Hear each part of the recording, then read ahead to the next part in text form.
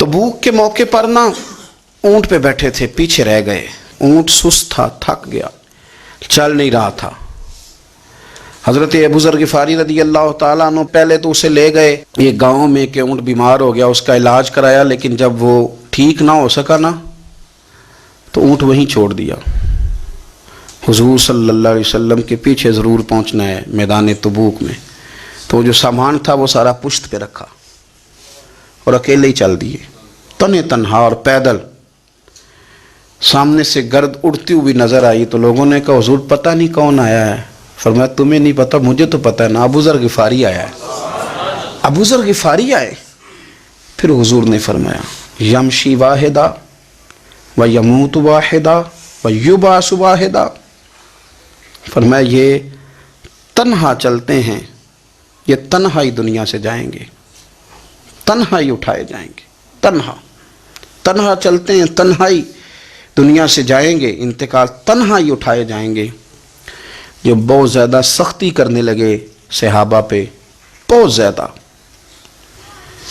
तो हज़रत उस्मान गनी रज़ी अल्लाह ताला अन्हु ने फरमाया कि आप अपने मिजाज के लिहाज से तो दुरुस्त हैं, पर जो चीज़ आप तारी करना चाहते हैं, जब शरीयत गुंजाइश देती है तो आप क्यों इतनी सख्ती फरमाते हैं।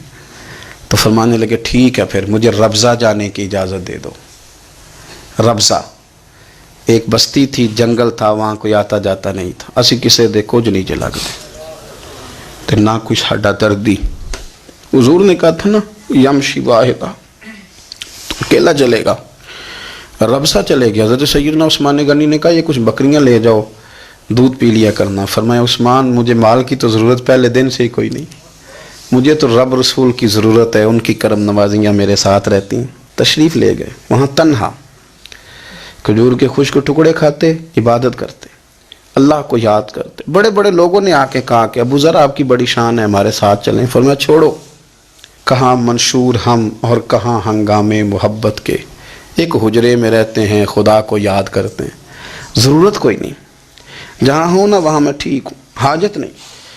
विसाल का वक्त आ गया, दुनिया से जाने का टाइम आ गया, अकेले हैं, बीवी है और बेटी है, जंगल का इलाका है, हज हो गया, रास्ते बंद हो गए, बीमार हो गए।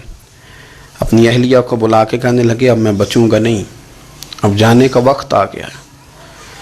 मैंने फ़कीरी जो हुजूर की देखी थी उसमें मैंने वक्त गुजारा है, और देख मैं जा भी फ़कीरी मेरा लै सजड़ा सा तोड़ दी पाई, जान भी दिती तेरा तेरे, अब जाने का वक्त है।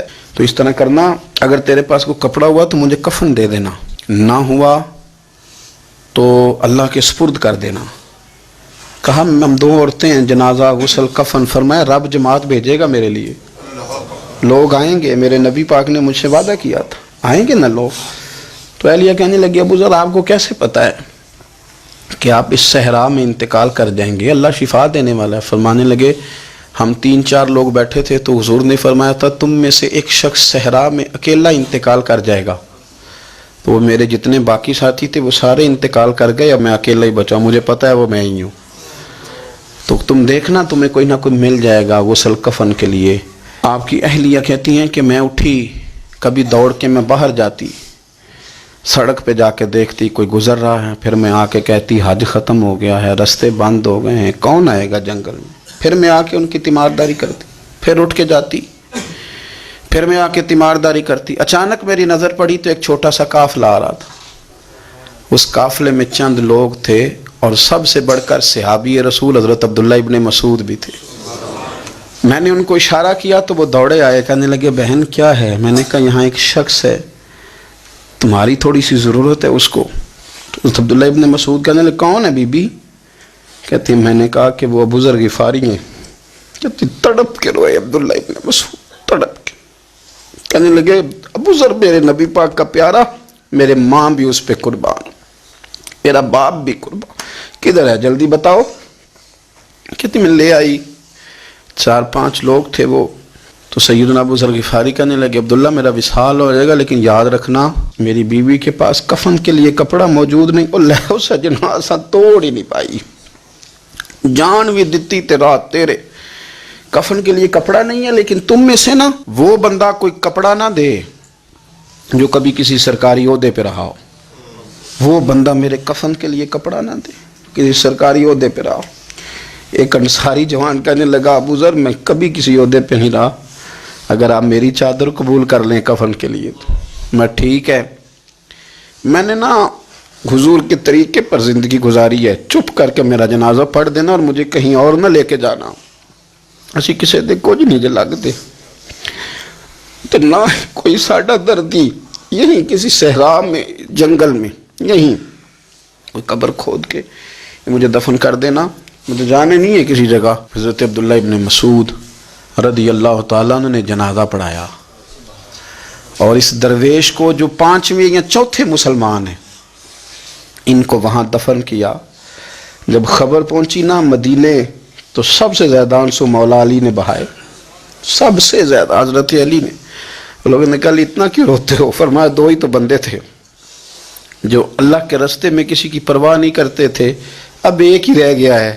کہا حضور کیا مطلب؟ فرمایا 2 ہی تھے، ایک ابو ذر اور ایک علی، اب اکیلا علی تو رہ گیا، وہ چھوڑ کے چلے گئے۔ حضرت سیدنا ابو ذر غفاری رضی اللہ تعالیٰ عنہ اس عظیم شخص کا نام ہے، سردار قبیلے سے تعلق تھا، بڑے بہادر تھے، پر حضور کو فقیری میں دیکھا تو پھر زندگی اسی فقیری میں گزار دی، اسی فقیری میں، اسی طریقے میں وفا کر کے نا اسی رنگ میں گزار دی، انہی نقشوں پہ رہے۔ اگرچہ جائز تھا، بڑے بڑے لوگ تھے، حضرت عبد الرحمن ابن عوف بڑا مال تھا، حضور نے ان کو جنتی کہا، ان کے پیچھے نماز پڑھی، سب ٹھیک تھا، پر فرماتے تھے یار میں انکار نہیں کرتا، پر میرے نبی نے فقیری کی، حضور نے ایک وقت کھایا ایک وقت بھوک کاٹی، تم کس طرح بھر بھر کے پیٹ کھاتے ہو، تم کس طرح اتنی آسانیاں دیکھتے ہو۔